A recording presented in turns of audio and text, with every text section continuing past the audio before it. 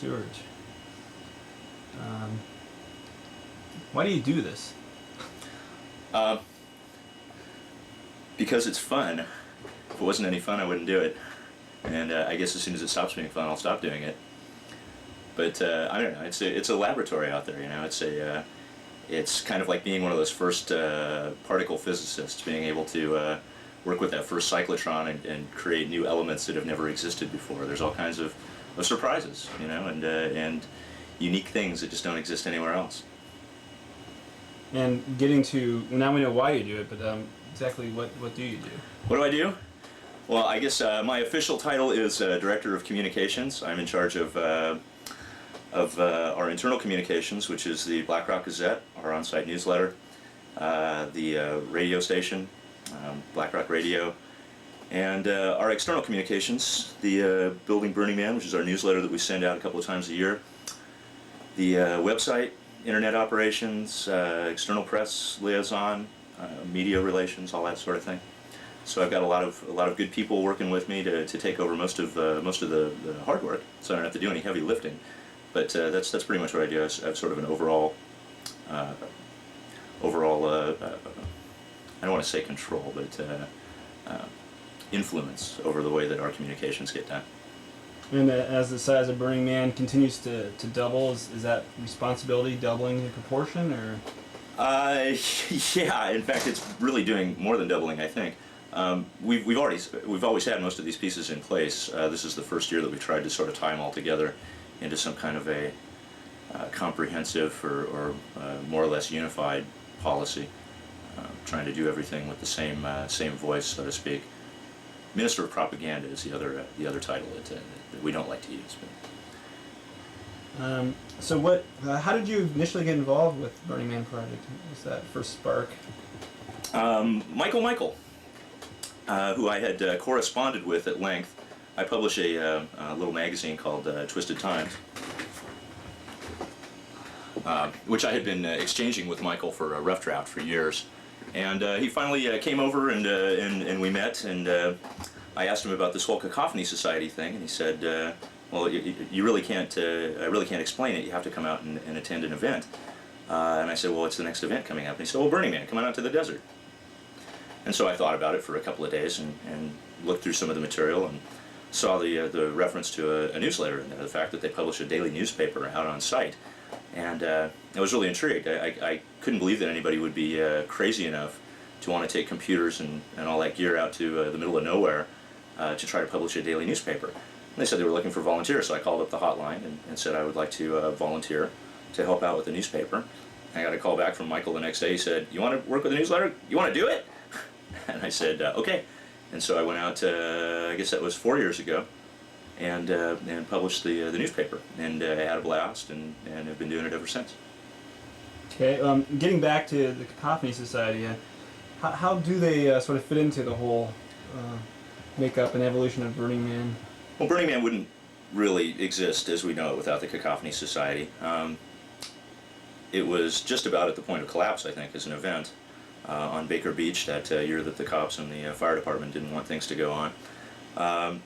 But through the Cacophony Society, and particularly through Michael and John, we were able to move it out to the desert.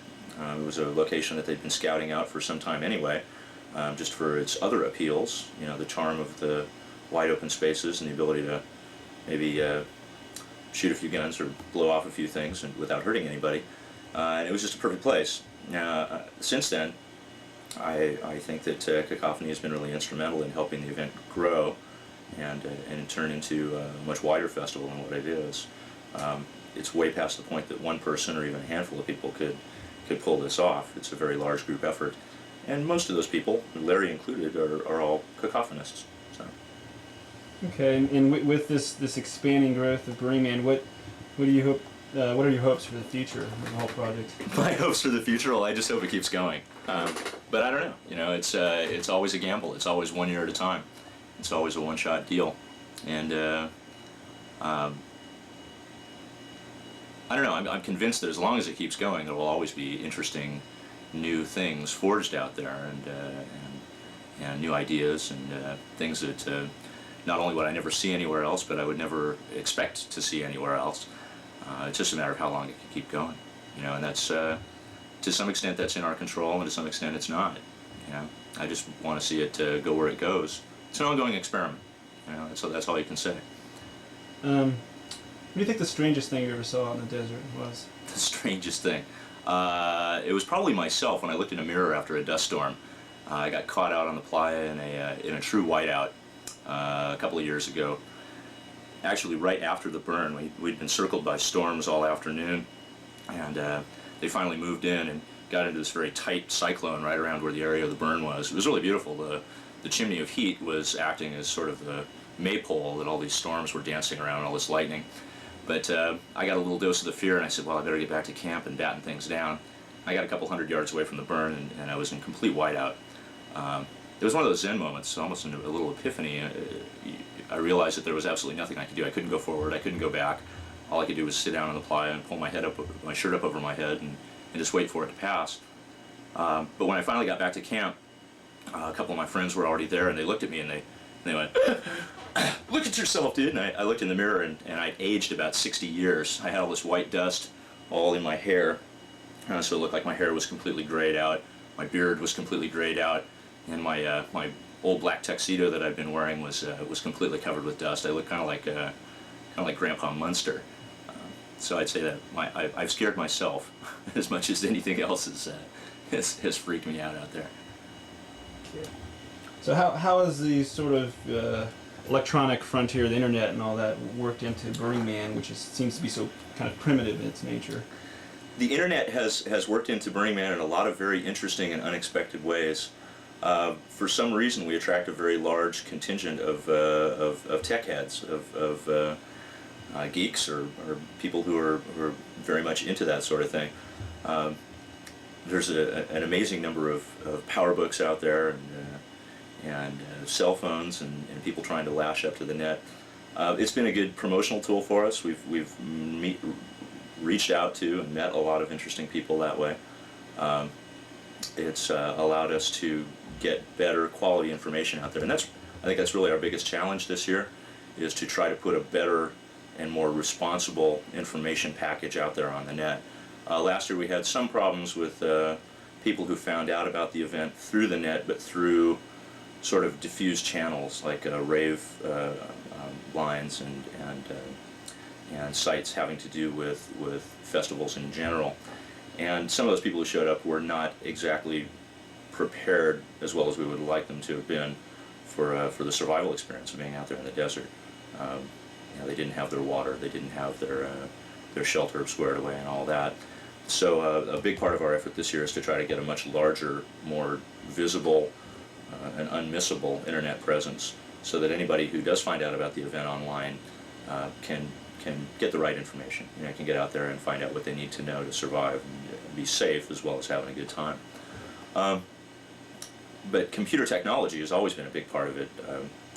The Black Rock Gazette, our on-site newspaper, has from the beginning been desktop published, starting with a notebook computer and a thermal printer in Andy Pechter's van in the first year, to dragging out Macintoshes and laser printers, and we've been through a lot of problems with that. Obviously, it's probably the worst possible environment in the world for trying to operate high-tech equipment. The heat, but more importantly, the dust gets into everything. So we've had our share of computers breaking down, and copy machines particularly don't like that fine clay dust on their pinch rollers. We had one year where the newspaper, basically all of our equipment broke, and we had to do it the old-fashioned way.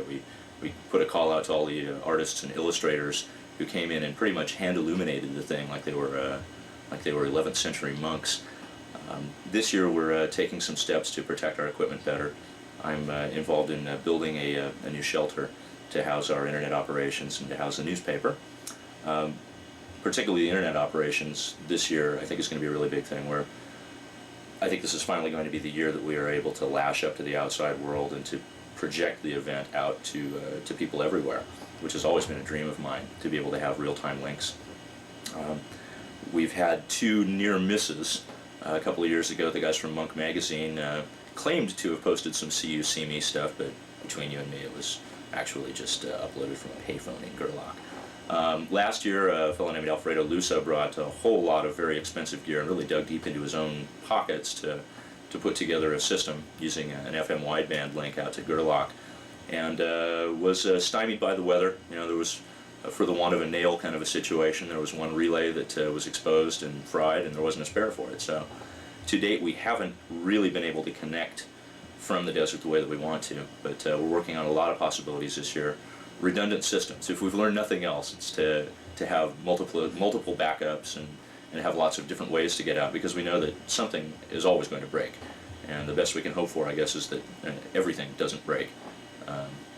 But when it does, I mean, you know, what the fuck? You just pop a beer and enjoy life. Worry about it next year. Back to the newspaper for a second. Once it finally does get printed and everything, how does it get out to the masses? How do you distribute a newspaper on the desert? The newspaper? Well, there's always quite a crowd around center camp where we do it, walk-bys. The first year that I did it, my friend Kip went out and delivered doorstep to doorstep from tent to tent. It was a good system, you know, it was a very personal system, but Kip was a very sociable fellow, and he had a tendency to maybe spend 15 or 20 minutes in each camp, maybe drinking a little something, smoking a little something, so it wasn't the most efficient way of distributing the papers. Last year we had a bunch of disgruntled postal workers, a bunch of guys in real USPS carrier uniforms, toting automatic weapons. People were very polite to them for some reason. They didn't complain about the newsletter at all last year. But this year we're going to go to a multiple route system. We're going to have as many paper boys and paper girls as we can, and try to set up some regular distribution routes. We've had trouble keeping up with the numbers too. Last year we had a lot more people out there than we expected, and the volume of printing, trying to get it out on desktop copiers, is tough to keep up with that many people. So this year we're taking some steps to get more equipment out there. We're going to pre-print a lot of the stuff, basically pre-print one side of the newspaper and just fill in the news hole, as they say in the dailies, and try to be able to put out the volume of papers that we need, which is probably going to be 8,000 to 10,000 copies this year. Wow. And also, I assume part of the role of director of communications, you need to sort of interface with the outside press and newspapers Mm-hmm. and TV. And how does that all coordinated? I mean, when they come in and they all want their exclusive scoop, and they want the inside track to how it really happens. How do you manage that? Well, the first thing that we always tell them is that they can't just come out and observe. I mean, this is an impossible. This event is not possible to cover with that sort of objective journalism that they teach you in J school. You know, it's something that you have to dive into and participate in and experience firsthand. And everybody who's come out there and tried to cover it at a distance has either been drawn into the community, or they've isolated themselves and come up with a piece of crap for a story. So the first thing is that they have to sort of leave behind that traditional authority that press tends to have in ordinary urban situations, and also that distance, that objectivity. You know, it's a story you have to climb inside of. But there's no shortage of people who want to cover it, and our other challenge, other than getting them to participate and actually get down in it, is getting them to try to cover it in a little more depth, not be so superficial. You know, it's so easy to come out there and slack off and work for a couple hours and get a lot of pictures of naked people, you know, with mud smeared all over them, and have a nice little lurid, titillating article. But there's so much more. You know, there's so many other things going on there that I think the challenge is to try to motivate them to do more than the minimum. You know, and try to find some of those other stories. So truly, the law of the land is no spectators, in a sense. Participate rather than be a voyeur. Well, that's as the event gets larger, that's becoming more of a slogan and less of a reality. Particularly when it comes down to the burn, we can't all participate anymore. You know, there are too many people to raise the man. And as somebody pointed out on our internet discussion group on the event, that with the number of people we had last year, if they had all joined hands in a circle around the man, the circle would have been over a mile across. You know, it's too big for that. But on the other hand, yeah, you know, participation, at least to the extent of camping together out in a wilderness situation, in a survival situation, working together with your neighbors and getting to know them and cooperating with them, and bringing something to the party. You know, Burning Man is I look at it as being very much like a stone soup party. Burning Man is the rock at the center of the pot. There's not a whole lot going on there without what everybody else brings. All those other fine ingredients that make a rich and tasty broth. So let's see, we're on. The problem with volunteers, I mean, it is entirely a volunteer organization, and volunteers are our lifeblood. We couldn't do it without them. But I've learned over the years that if it's somebody's first trip to the desert, they're pretty much useless as a volunteer. They'll get all excited and they may show up for a meeting, but once you get them out on the playa, you may see them once and you'll never see them again. They're out of there. It's only after people have been a couple of times that they realize that they can fit in some work into their schedule of play. But I think for somebody out there the first time, the experience is just so overwhelming that they don't have any choice. They're just driven to wander around and suck it all up. And getting anything productive done is kind of futile. What I've been obsessing about lately is the city. It's always been more interesting to me and far more intriguing than the actual burn and the ritual and the religious aspects and all that. Like I said, Burning Man, to me, the ritual of the burn is the rock at the bottom of the pot of stone soup. But the idea of creating a city out of nothing, this sort of magical postmodern brigadoon that kind of pops up out of the desert floor like some weird psychedelic mushroom.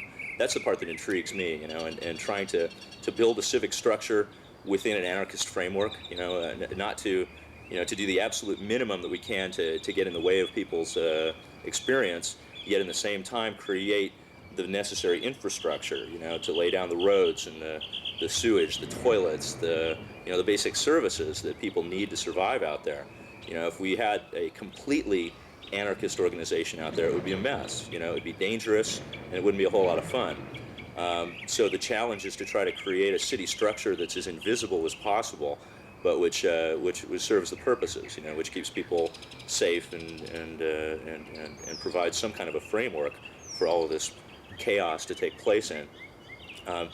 We've been doing a lot of I guess what you'd have to call civic planning, looking at the way the city grows organically and trying to shape it along those same lines, to lay down a little bit of structure that people are likely to flow into anyway. I look at it as sort of like a coral reef. The reef grows organically of its own design, but the underlying rock structure, whatever you've laid down in the first place, is going to influence ultimately the shape that the reef takes. Well, speaking of sort of the whole city environment, approximately how much trash would 10,000 people produce out there in the desert? I've heard a lot about trash being one of the... Well, production, I don't know, that's hard to gauge. We try to encourage people to reduce and reuse and recycle and take as little as they need and take it all out with them when they leave. But unfortunately, people have their city habits that tend to come with them out to the desert, and a lot of people leave a lot of crap. Last year there were at least 3 dumpster loads worth. This year they'll probably, we're anticipating a lot more than that. That's a lot of my job in information, is to hammer on people over and over again. A few of those basic messages, and take your trash is one of the key ones. We can't go out there if we don't clean up after ourselves. Actually, okay. Well, anyway, the Spirit of America car uses this modified J79 jet engine from an F4 fighter, and their goal is to break the sound barrier on land with wheels on the ground. And the trippiest part of this conversation, I went out and visited these guys out in Rio Vista, was talking to their crew chief about transonic speeds. Now, this is a word I'd seen before, but I'd never completely grasped. Transonic is where part of the vehicle is going faster than the speed of sound and part of it is going slower because of different surface areas and shapes. Part of it will punch through and go supersonic faster than the rest of it. So there's a period of time there where they are transonic, where part of the vehicle is supersonic, part of it is subsonic, and that's the part that's the most unpredictable. They have no idea how it's going to perform at that point, and that's when they get the most turbulence. So it was pretty trippy, dealing with a car that has an afterburner and puts out 45,000 horsepower. I'm looking forward to seeing that. So is it true then that they were trying to break the world land speed record at the same place that we have Burning Man? Yeah, the playa of the Black Rock Desert is one of the last places on Earth where they can get a long enough, flat, smooth track to go for a record attempt. They need 11 miles of flat track, and because of mining, the Bonneville salt flats are fucked up. So it's basically the playa and a desert in Australia are the two major sites for record attempts. And Richard Noble, who is the first man to break 400, 500, and 600 miles an hour, is going for the new record. He's also wants to be the first man to break the sound barrier, and the engineers think that the car may be rated as high as 800 miles an hour, and he may be able to get the 800 mark too. After that, I don't think there's anywhere left to go. I think it's time for Richard to retire, and just stay home. But has there been any conflict then with the space, even though we're talking 400 square miles? Yeah, it's a big playa, but they need a lot of space, and so that's another of our big information challenges this year, is to get the word out to people that we are sharing, that we're not the only people who come out and use it. It's public land, and they're doing something very creative and visionary as well, just like we are, and try to get people excited about it and get them to voluntarily cooperate as much as they can and not drive across the track. Because when you're traveling at those kinds of speeds, any little imperfection, is going to be a potential hazard. So. But what does it take to bring out an event of now a potential size of 10,000 people and using government land or state and I guess federal land? And Well, it's all federal land. It's owned, managed. It's owned by the people of the United States of America, and it's administered by the Bureau of Land Management. And they have an approval process. They have hearings. It's been sort of abbreviated this year. We have a lot of support from the local community. I'm sure that has something to do with the fact that we bring lots of money through the local community on our way in and out. But also, I think the people out there, just by nature, are tolerant of the sort of things that we do. This is one of the least populated areas on the planet. It's one of the last true frontiers, and one of the last places I think where people not only tolerate eccentricity, but kind of celebrate it. Most of the people I think who moved out there because they were a little bit weird, and so we have a lot of friends in Gerlach and in the local community, and they're all for us. So anyway, the BLM has posted some public notices for comment. They said basically we're going to give these guys a permit, and if you have anything to say about it, come forward and say it. And we haven't heard any complaints yet. So. But that is a yearly thing, and it's subject to changes in the local government, federal government, employees, different personalities, and different opinions on what the ideal use of that land is. But we're certainly the biggest user of the land now, and we provide a very, very large percentage of the fees that go out there. They do charge us to use the land, so we have a pretty good relationship with them. Okay, if you were writing a travel log, what would your entry be for Gerlach, Nevada? For Gerlach, Nevada? Oh, I'm sorry, hold on. That's So this is Gerlach's travel log. Gerlach, Nevada, population few, speed limit 25 miles per hour, but watch out for stray dogs. Eat at Bruno's because there's no place else to eat. I would recommend the chicken fried steak, really excellent. Stay away from the ravioli though, and particularly stay away from the free glass of red wine that comes with the ravioli. I mean, the waitress will try to talk you out of it, but take her word for it. Stay at Bruno's because there's no other place to stay. It's it's where the pavement ends and the west begins. That's what Gerlach is. But did you have to go, if you want to go grocery shopping, do you have to go to Empire? Yeah, there's no grocery store in Gerlach. No churches, no grocery stores. 4 bars. It's America. Well, almost. It's real backwoods Nevada is what it is. Well, not backwoods because there's no trees, but it's backcountry Nevada. And about how far is that from where we actually burn the man? I'm not exactly sure. I think it's about 15 or 20 miles as the crow flies. Excellent. So there's theme camps or events out in the desert. Do you have anything planned this year? This year, I don't know. My organizational duties are kind of consuming me. And last year, I tried to do a little too much and spread myself a little too thin. I did the tiki camp again last year, and even though my friends did most of the work, Dr. Anderson and Paisley and Rusty Cleaver and all those great folks, it was still a lot of work. And as much as I love the tiki camp and the idea of having a potlatch bar out there where you can't buy anything, you have to bring something to the party. I don't have any specific plans for that. I'm putting all my efforts into trying to get our media presence more together and build these structures so that we can contain all of our equipment better against the dust. We're gonna have a Media Ghetto or Media Gulch in Center Camp this year. We should have 2 structures, one for the radio and one for newspaper and internet operations. We're going to try to locate our press liaison out there and keep track of our outside press a little bit better and hook them up for interviews and all of that. So I'll probably be spending most of my time in Center Camp this year. No Friday night luau anywhere? I sure hope it happens. You know, I would love to see another tiki luau or something along those lines. But you know, when I get out there, I want to have some fun. You know, I can't just be running around, you know, like I do before the event, and then continue that same kind of pace out there in the desert. In fact, as a general rule for myself, I would much rather do all my work ahead of the event. And I'm one of the people that get started earlier in the year than most people do, with doing the newsletters and our mailings and our internet presence and all that.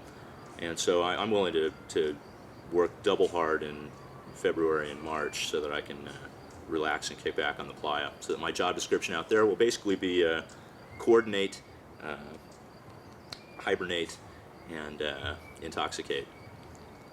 Who is John Law? John Law is a space alien. I think he was raised by a tribe of intelligent wolverines, a planet in Betelgeuse. John is sort of the arms and legs of the operation. He's got a tremendous amount of energy and a true passion for the event, a true commitment to excellence. You know, I look at John and Michael and Larry as you know, if Larry is the heart, Michael is the head, John is the legs. He's a man of action. He gets things done. Excellent. What could you tell me about HELCO? What is this entity? I don't know anything about it. There's no such thing as HELCO. Come on. There's no Santa Claus either. I hate to be the one to tell you, but HELCO is just a figment of somebody's imagination. There's been no hostile takeover. There is no corporate threat. Burning Man is still a volunteer organization. Don't believe the hype. Don't believe the propaganda. Okay. There's you know, sort of events like Beyond Belief and SOMAR and several events leading up to the burn.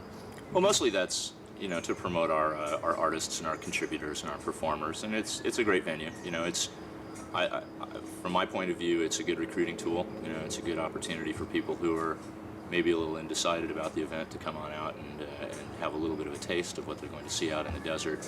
But you know, from a information point of view or a PR point of view, there's not a whole lot that I have to do with that. Actually, last year I worked on the bar. Joe Fenton and I put together the bar, and that's just about an ideal vantage point for me, is behind the bar. And if I was going out to the desert, what do you recommend that I bring? What should you bring to the desert? Number one, bring an open mind, some common sense, and a positive attitude. You know, survival is more in the head than anywhere else. Secondly, bring everything that we tell you to in the survival list. You got to have your water. You got to have a good vehicle in working condition. You got to have good shelter. You know, these are the things that it takes for you to survive and be comfortable out there in a very harsh and very barren environment. On top of that, you know, it's a matter of trying to make yourself more comfortable and live a little bit more graciously out there.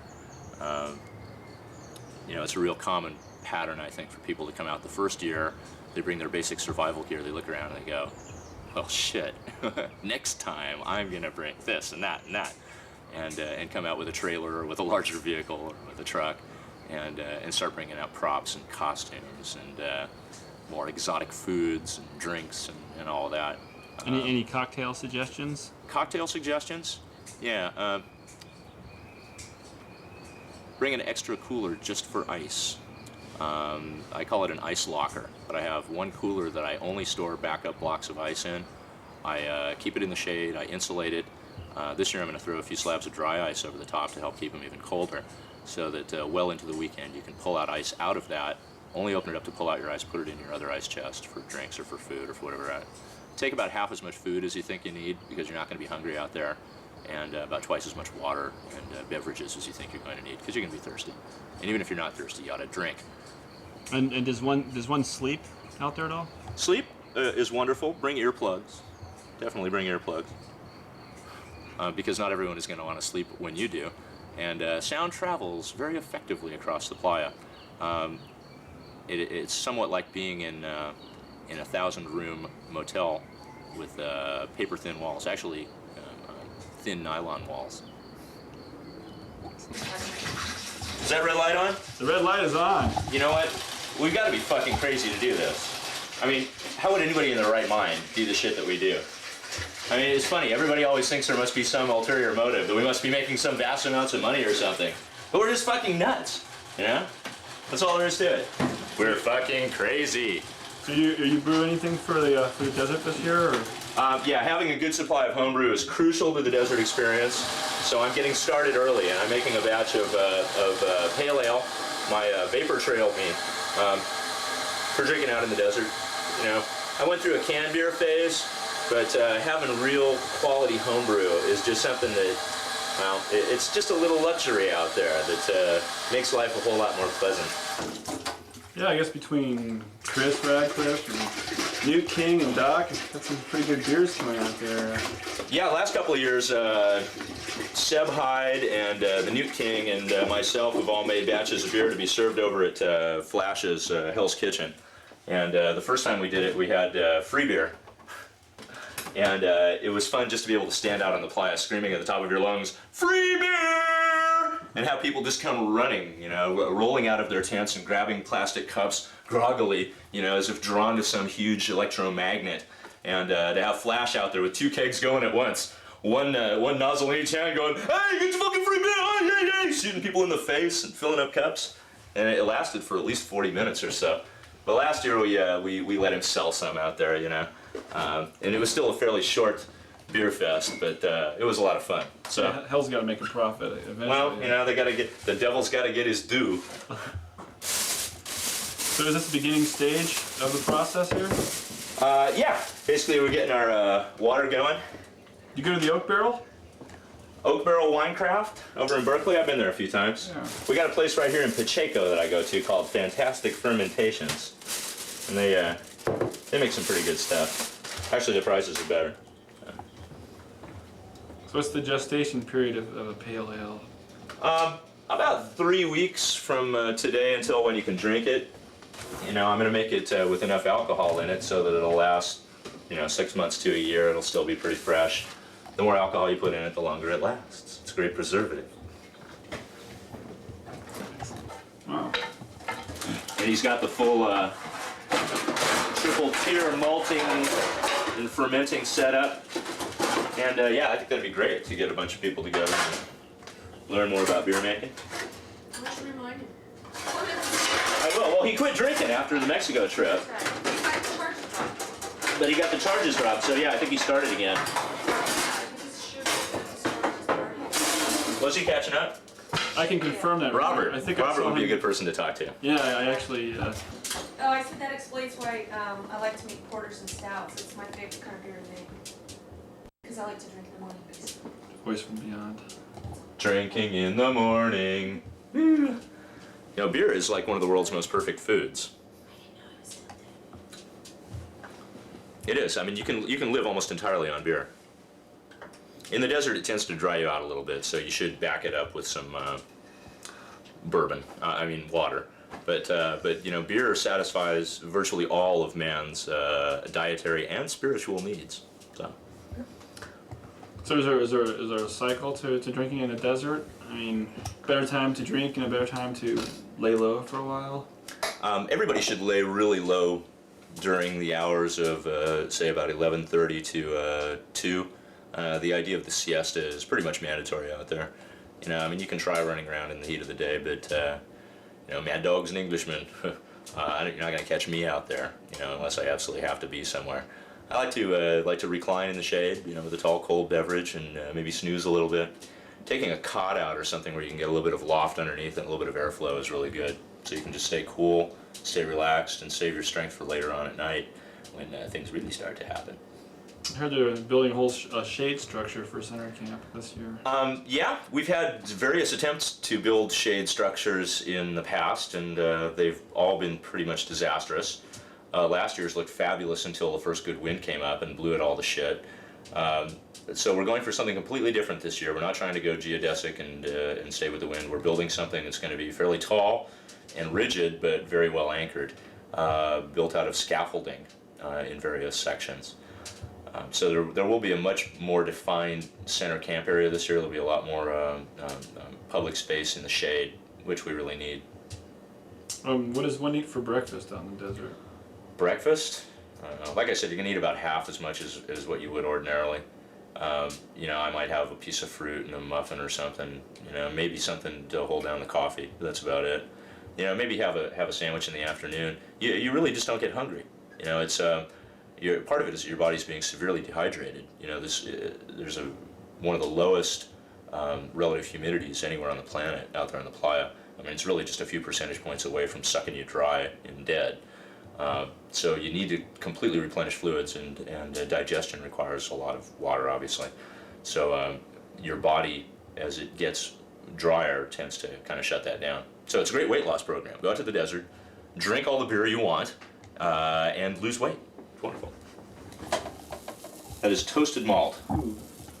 American two-row barley malt, toasted at about 400 degrees for about 10 minutes.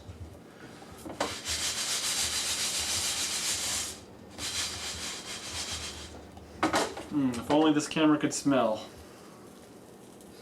It does smell pretty good, doesn't it? Okay, gotta let that cool off a little bit. And then we'll pop it in the blender and crack it. Oh, we can make a beer video here too. And even make some money off of it. He profits from it a lot.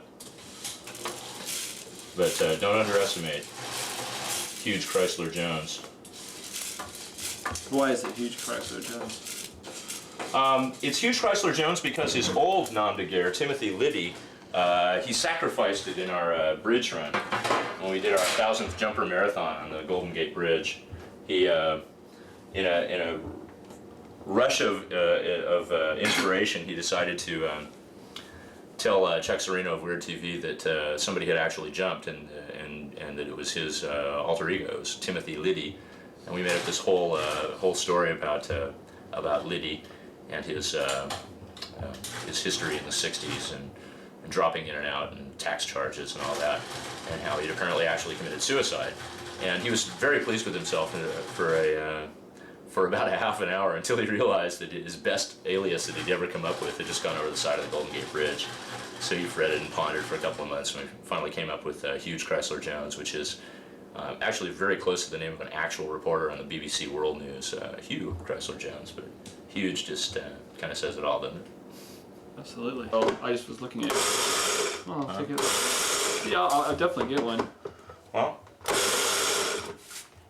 but yeah, we probably have one right here. I have a subscription now to the actual. Why, look, there's one right now. And you know what, Scott? This is for you. This is just on the house, because we love you. This is a fabulous, fabulous magazine. Fabulous. Easily camera shy, easily.